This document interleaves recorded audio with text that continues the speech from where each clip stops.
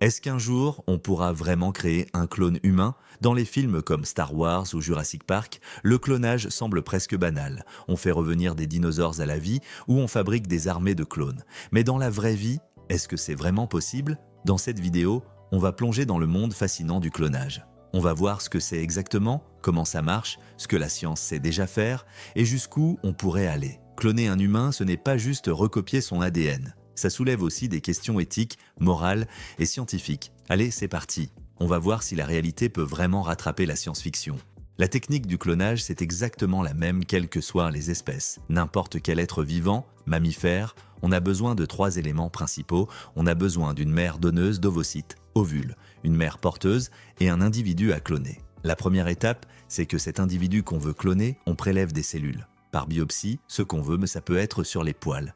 On les met dans un liquide de culture, il y a des hormones de croissance, des acides aminés. Son rôle, c'est de préserver les cellules le mieux possible et de les faire se reproduire, se diviser, se multiplier. Ensuite, on observe au microscope, on sélectionne un certain nombre de cellules qui ont l'air en bonne santé, qui sont bien formées, où on dit avec celles-là, on peut travailler, on les met de côté une fois qu'on a ça. Ensuite, on prend des ovocytes, prend la mère donneuse, des ovules. Vous savez, à l'intérieur d'une ovule, c'est une cellule comme une autre ovocyte. À l'intérieur, il y a un noyau. Et à l'intérieur de ce noyau, il y a le code génétique. Un demi-code génétique qui correspond au code génétique de la maman et qui attend le spermatozoïde qui va amener la deuxième moitié. Ensuite, on enlève le noyau de cet ovocyte, ça s'appelle l'énucléation. Dans un microscope, on aspire juste le noyau. Du coup, on a une ovocyte vide. Ensuite, on prend les cellules qu'on a mises en culture, on sélectionne toutes celles qui sont en bonne santé. Donc après, imaginons, on a fait le même processus sur 10 ovules et on a 10 cellules sélectionnées qui ont l'air en bonne forme. On prend ces cellules-là et on les met à l'intérieur de l'ovule vide. Du coup, les cellules,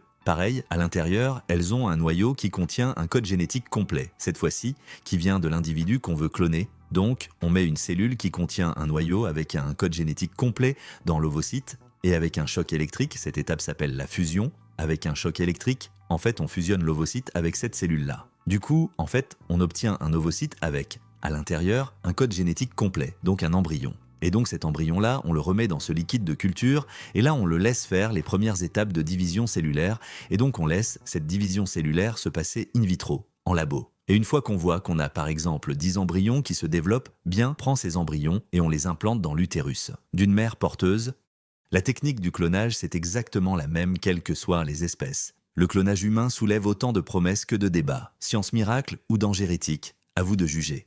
Une révolution ou un cauchemar? Alors, et si demain vous faisiez face à votre propre clone? Même visage, même voix, mais une autre histoire, un autre vécu, une personne qui vous ressemble, sans être vous. Ce qui semblait relever de la science-fiction devient peu à peu possible. Et à mesure que l'humanité repousse les limites de la science, le clonage humain glisse d'un espoir technologique à une industrie inquiétante. Car derrière la promesse de vaincre la mort et d'effacer la douleur se cachent des dérives effrayantes.